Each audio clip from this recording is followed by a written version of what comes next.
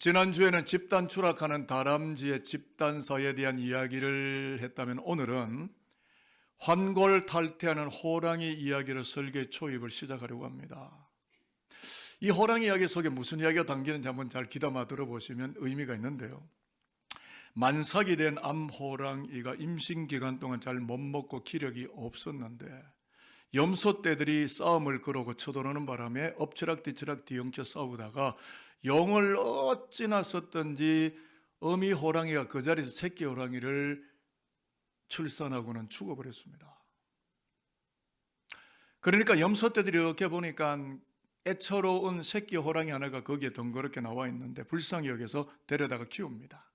매에에에에 우는 법도 가르치고 풀 뜯어 먹는 법도 가르치고, 그런데 그 풀 뜯어 먹는 호랑이의 먹을 음식이 아니어서 이 새끼 호랑이는 날이 갈수록 비실비실비실해 갑니다. 어느 날 큰 호랑이가 염소떼를 덮쳤는데 모든 염소떼가 사방팔방으로 흩어져 도망을 가고 비실이 새끼 호랑이 혼자만 덩그렇게 아무 개념 없이 덩그렇게 서서 멍 때리고 있습니다. 큰 호랑이가 뭐야? 너 염소들하고 같이 있었던 거야? 그래서 새끼 호랑이가 말합니다. 매. 기가 막혀서 쥐어 박으면서 버럭 소리를 지르니까 매. 왜 그래요? 왜 때려요? 하고 또 찔찔 웁니다.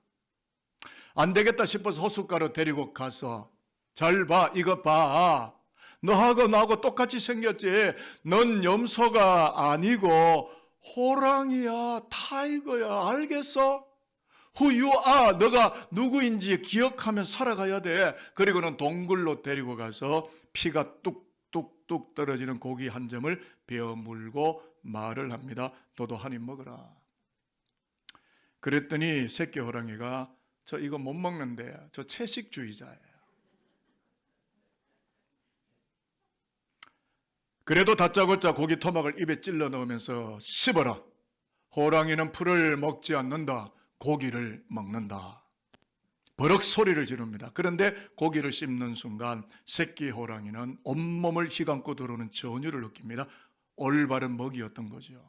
그래서 우렁찬 포효가 터져나왔고 염소라고 하는 염소라고 하는 그 과거가 싹둑 잘려 나가면서 명실공히 호랑이의 기계를 내뿜으며 살게 되었다고 하는 환골탈태한 호랑이의 이야기가 오늘 성서 본문의 이야기입니다.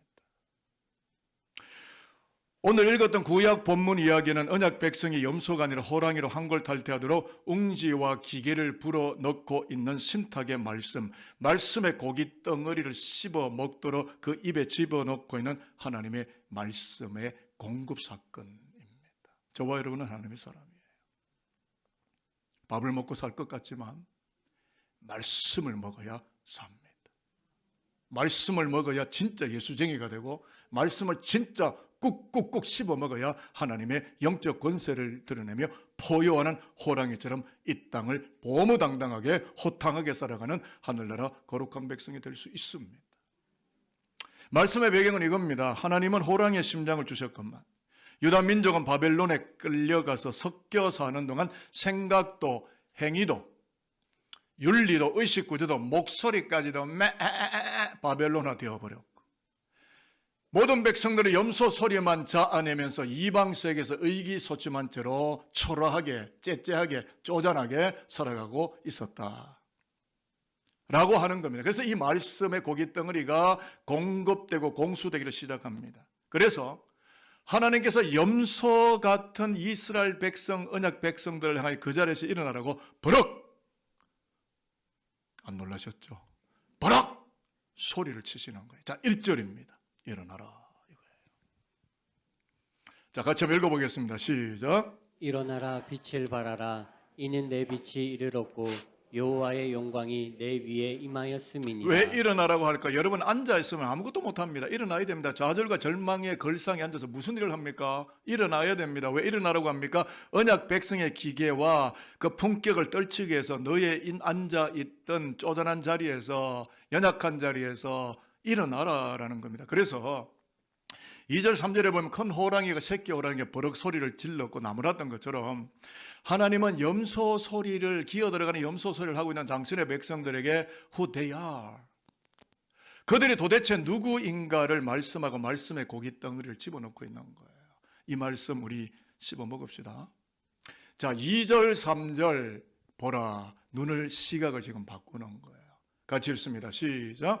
보라, 어둠이 땅을 덮을 것이며 캄캄함이 만민을 가리려니와 오직 여호와께서 내 위에 임하실 것이며 그의 영광이 내 위에 나타나리니 나라들은 내 빛으로 왕들은 비치는 내 광명으로 나아오리라. 아멘. 어두컴컴한 백성을 빛나는 백성으로 지금 교환하고 황골탈퇴를 시키는데, 이 말씀이 언제 선포가 되었느냐면 고레스 왕의 해방 청년과 함께 5만여 명의 유대인들이 수룹바벨의 리더십을 통해서 바벨론에서 고토 팔레스타인 예루살렘으로 돌아와서 성전과 국가 기초를 재건하기를 시작하게 될 때 선포되었던 말씀인데, 그 내용은 너희는 비실비실한 염소가 아니라 기계 넘치는 호랑이로 일어서야만 한다. 나의 영광을 세상 속에 내뿜어야만 한다라고 선포하신 말씀의 고기입니다. 이걸 먹어야 돼요. 역사적으로 신학적으로 따져 들어가 볼 때 이사야서는 3개의 책으로 구성이 되어 있는데 1 이사야 1에서 39장, 2 이사야 40에서 55장, 3 이사야 50년 66장으로 이루어져 있고 그 안에 메시지가 다 달라요. 그리고 시대적 배경도 서로 다른데 오늘 우리가 읽었던 이사야 60장은 포로 후기 시대를 배경으로 쓰여졌기 때문에 어떤 메시지에 포커스가 있느냐면 민족 중흥과 신앙 부흥을 촉구하는 쪽으로 말씀에 초점을 두고 있다고 이해를 하시면 오늘 본문을 잘 이해하실 수가 있습니다. 그러면 왜 하나님께서 이 육질, 이 고기 덩어리 말씀을 선포하실 수밖에 없었을까? 역사적 배경을 조금 더 들어가 보면 그들이 하나님의 은혜로 예루살렘으로 돌아왔지만 눈앞의 상황을 암울하고 척박한 데다가 열악한 데다가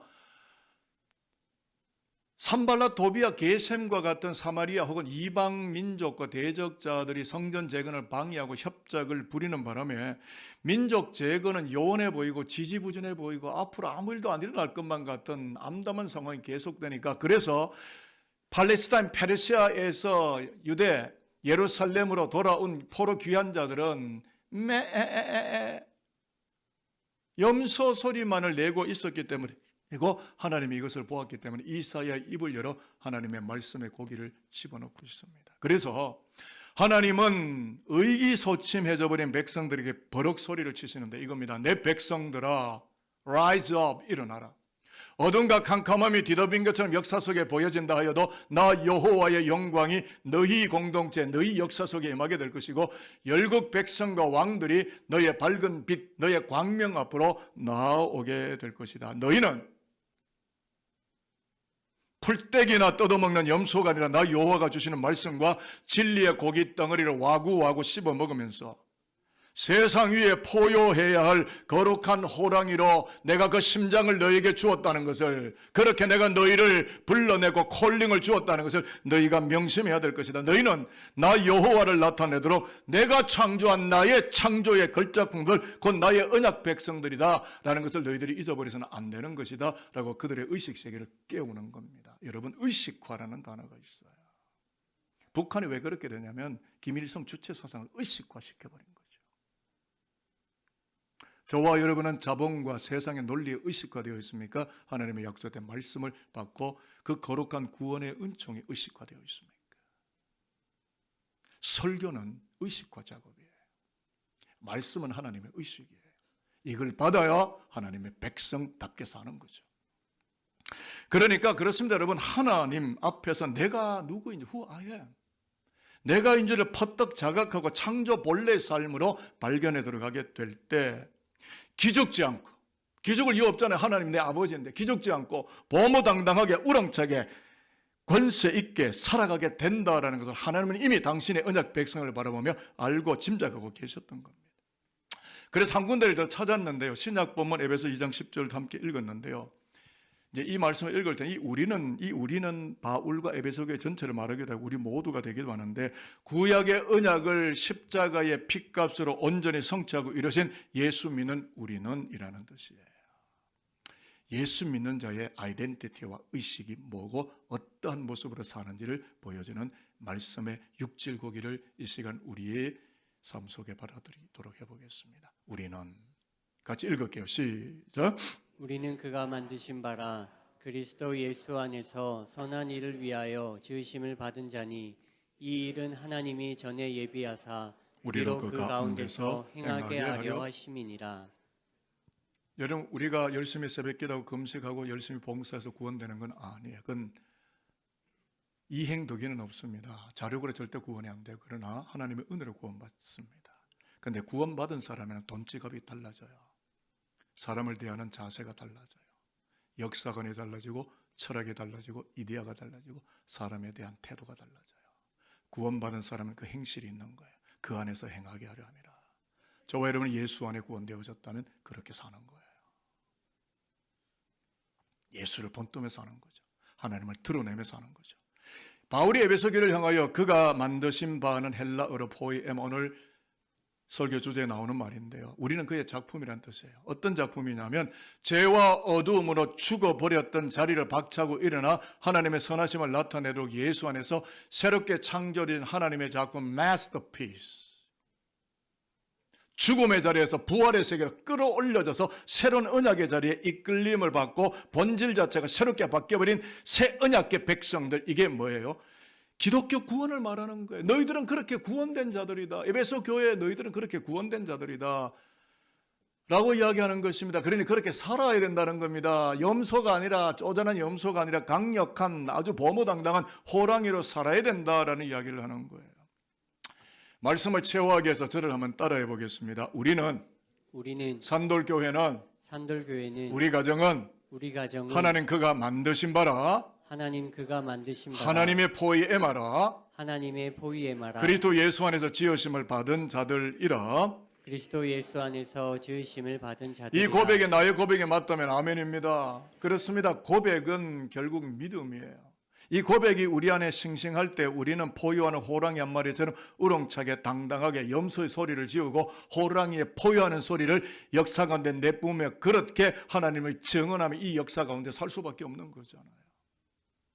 하나님이 내 안에 계신데, 예수가 내 안에 계시고 예수의 피로 구원된 포에마가 되었는데 그렇게 사는 건 너무나 당연한 귀결인 거죠. 아직도 세상 소리가 들리십니까? 하나님의 말씀의 보이스가 들리십니까? 여러분은 무슨 소리를 듣고 사시는 거예요? 오늘 바울이 에베소 교회를 포이에마라고 일깨워주는 두 가지 이유가 있는데, 하나는 에베소 도시 때문이고 하나는 에베소 교회 때문입니다. 에베소 도시 안에 아데미 신전으로 인한 성적 부도덕함, 그리고 우상숭배와 물욕주의 때문에 1세기 기독교인들이 거대한 만몬의 기세 앞에 눌려서 자기 자신이 누구인지를 잊어버린 채 의기소침하게 염소 소리만 내며 살고 있었기 때문에 바울이 이를 알고 이 말씀을 옥중서신을 쓰는 겁니다. 두 번째는 에베소 교회인데, 에베소 교회가 창조자 하나님의 품성을 만민에게 드러내도록 예수 안에서 지원받은 포이에마, 즉 죽음에서 부활로 건넌 백성들이 포에마가 되었기 때문에 어린 양 예수 그분 한 분만을 힘하는 바로 그 힘으로, 그 능력과 파워로 죄와 흑암이 뒤덮인 세상을 높이 뛰어올라 하나님의 영광을 세상 속에 나타내는 그리스도적 교회로 빛을 발현하며 살아가는 것이 에베소 교회가 에베소 도시에 세워진 유일무이한 목적이다라고 이야기를 하는 거예요. 산돌교회도 마찬가지. 여기가 무슨 정치하는 곳입니까? 여기가 우리끼리 맛있게 밥 먹고 우리끼리 교제하는 공간입니까? 하나님의 역사 공간이라고요. 하나님을 영으로 예배하는 채플실이라고요. 생츄어리, 거룩한 하나님의 성전이라고요. 그래서 그런 마음으로 이사야 60장 4절 5절을 우리가 읽겠는데요. 눈을 바꾸는 거예요. 여러분, 눈이 바뀌어야 사람이 잘 사는 거거든요. 눈은 뭡니까? 가치관입니다. 너의 눈을 들으라는 거죠. 자, 4절 5절 같이 읽습니다. 시작. 내 눈을 들어 사방을 보라. 우리가 다 모여 내게로 오느니라. 내 아들들은 먼 곳에서 오겠고 내 딸들은 안기에 올 것이라. 그때에 내가 보고 기쁜 낯을 내며 내 마음이 놀라고 또 화창하리니 이는 바다의 부가 내게로 돌아오며 이방 나라들의 재물이 내게로 옵니다. 자, 바다의 부와 재물이 온다고 하니까 하나님의 부자 되게 하시는 걸까요? 물론 그 내용이 내포되어 있다고 보는데, 말씀을 잘 보면 바다의 부가 히브리어로 하몬암입니다. 하몬은 많은 군 중 많은 군데 큰 재물이라는 뜻이고, 이 암은 백성을 말하는데요. 재물을 가지고 바다를 건너 통과해 오는 많은 백성이라는 뜻입니다. 그러니까 근동 역사를 깊이 들어가서 조명을 해보면 포로 귀환하는 유다 백성을 위해서 이방 나라들이 수많은 재물을 지원해 줬던 사건들이 성경에 기록이 되어 있고요. 뿐만 아니라 수많은 이방 나라들이 예루살렘으로 향하는 해상 무역로를 따라서 재물을 가지고 찾아올 것을 이미 예언하는 말씀이에요. 실제로 그렇게 이루어졌고요. 그러면 여러분, 하나님 우리를 부자 되게 하신다는 겁니까? 그럼 부자 안 된 사람은 어떻게 할 거예요? 다 부자 되어야 하는데 하나님 우리를 부자 되게 하기 위해서 부르신 게 아닙니다. 하나님의 백성 되게 하기 위해서 부르신 거예요. 하나님의 백성답게 살게 하기 위해 불렀고, 하나님의 거룩한 백성답게 이 시대의 영광을 드러내며 하나님의 거룩을 세상 속에 내뿜으며 살아가는 충성된 당신의 언약의 백성을 만드시게 하나님 우리를 부르신 거예요. 물질은 그 다음입니다. 저는 돈을 부정하는 목사는 아닙니다. 저도 돈이 있어야 사는 목사니까. 그러나 그것 이상의 것은 뭡니까? 하나님. 우리가 누구인가, who we are, 우리가 누구인가에 대한 이 거룩성과 정체성이 없으면 저와 여러분은 뭘 해도 민망하고 똑똑해도 아니에요. 하나님이 없다면 그 많은 물질이, 그 많은 권력이, 그 많은 세상의 화려함이 저와 여러분에게 무슨 의미를 가질 수 있어요? 하나님의 뜻은 이겁니다. 너가 나에게 어떤 존재인지를 알아차리겠느냐. 너는 역사의 주변을 맴돌지 않고 역사의 중심에 서게 될 것이며, 그렇습니다. 저와 여러분 한국 땅에 사는데 역사의 언저리나 끄트머리에 전전긍긍하는 사람들입니까? 역사의 중심을 지키고 하나님의 자존심으로 이 역사를 버티고 기도하며 말씀으로 감당하며 사는 사람입니까?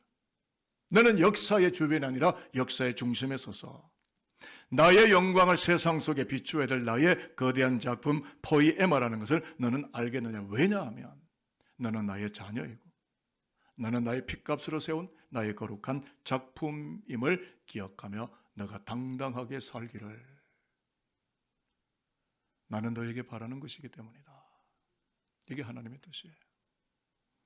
이제 산돌교회로 돌아오려고 합니다. 우리를 일깨워주는 말씀인데, 이 말씀은 우리가 외워야 되는 말씀인데요. 베드로전서 2장 9절에 산돌교회의 자의식을 깨워주는 거룩한 말씀이 나오고 있죠. 우리 같이 한번 읽어보도록 하겠습니다. 시작. 너희는 택하신 족속이요 왕같은 제사장이요 거룩한 나라요 그의 소유가 된 백성이니 이는 너희를 어두운 데서 불러내어 그의 기이한 빛에 들어가게 하신 이의 아름다운 덕을 선전하게 하려 하시니라. 하나님을 수출하기 위해서, 하나님을 선전하기 위해서, 하나님을 나타내게 하기 위해서 Let God be God. 하나님을 드러내게 하기 위해서. 저와 여러분의 인생의 목적은 하나님의 영광을 위하여 예수 믿게 된 거예요. 먹든지 마시든지 무엇을 하든지 For the glory of God. 돈도 결혼도 아내도 자식도 하나님의 영광 때문에. 염소 소리도 안 나오네요. 호랑이 소리 아멘 하고 큰 소리가 나와야 되는 거 아닙니까? 염소 소리 같은데.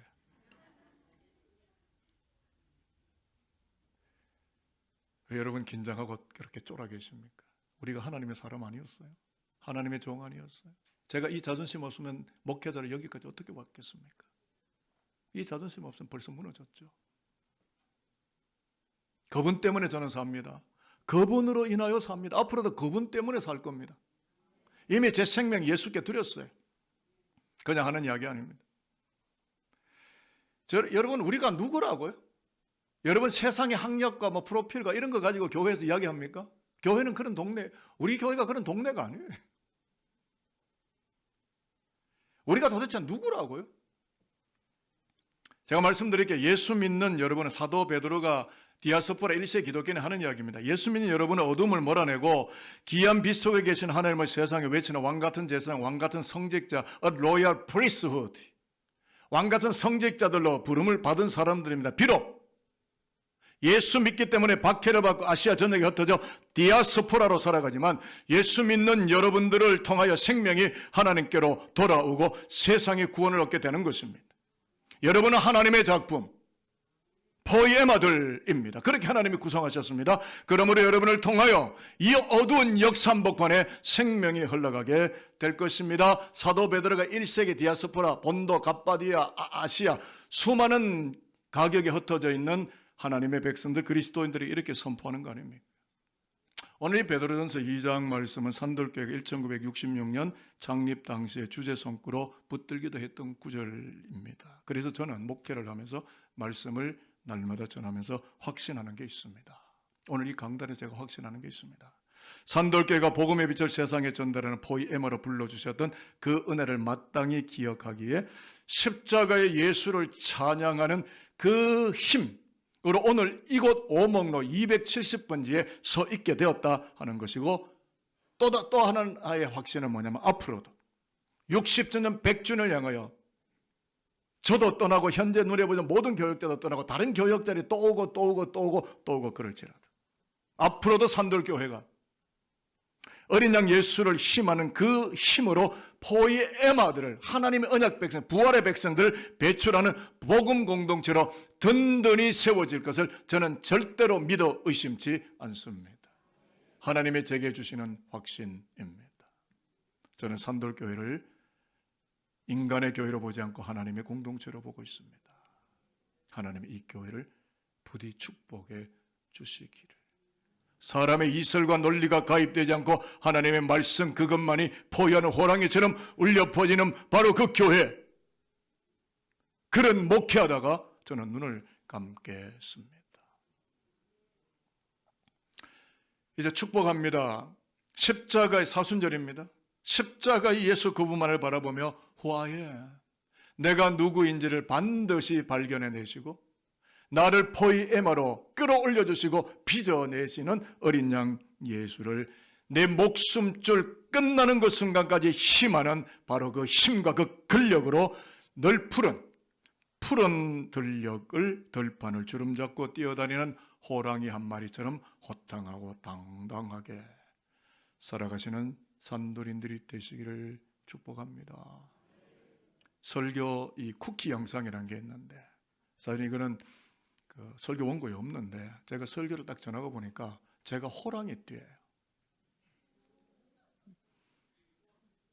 제가 4월 14일 제 생일인데 4월 14일에 하와이 중앙장로교에 제가 목회하던 교회에 가서 설교합니다. 제가 이 설교를 하려고 그래요. 왜냐하면 그 교회가 1974년 4월 14일에 창립돼서 제 생일날 창립이 됐는데 제가 그 교회 가서 목회를 했고 1대 김정호 목사님 돌아가셨고 로즈힐이라고 하는 세미터리에 누워 계셨어요. 교수를 하다가 목사가 되신 분인데 제가 2대 목사인 1대 목사가 돌아가시고 제가 2대 목사니까 여기 계시는 인도 선교사 하시는 강영중 목사님이 제발 저희 교회 오셔서 설교해달라고. 그래서 2대 목사인 제가 가서 4월 14일 날 설교를 하러 갑니다. 이 설교를 하려고 그래요. 왜? 가만히 보니까 우연같이 일치되는 부분이 많은데 제가 호랑이띠인데 하와이 중앙장로교회가 1974년 호랑이띠 해에 그것도 내 생일날, 저의 생일날 그 교회가 창립이 됐더라고요. 이런 우연 같은 하나님의 절묘한 이야기가 있나 싶어서 저는 지금 4월 14일 제 생일은 괜찮아요. 그게 빨리 가서 좀 한번 설교 좀 해보고 싶다. 그래서 제 교회는 산돌교회입니다. 절대 제가 그 교회 안 갑니다. 저는 여기가 제 교회입니다. 근데 그 교회 가서 이 비전을 좀 전했으면 좋겠다. 설교 준비하다 보면 그런 마음이 오더군요. 자, 이제 옆에 분들을 한번 쳐다보시고 이렇게 한번 인사하게. 오늘 말씀을 듣고 보니까 당신은 염소가 아니라 호랑이였군요. 인사하겠습니다. 시작.